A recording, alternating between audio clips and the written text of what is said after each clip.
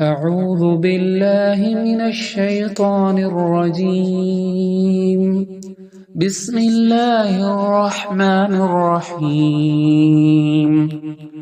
إذا زلزلت الأرض زلزالها وأخرجت الأرض أثقالها وقال الإنسان ما لها يومئذ تحدث أخبارها بأن ربك أوحى لها يومئذ يصدر الناس أشتاتا ليروا أعمالهم فمن يعمل مثقال ذرة خيرا يره ومن يعمل مثقال ذرة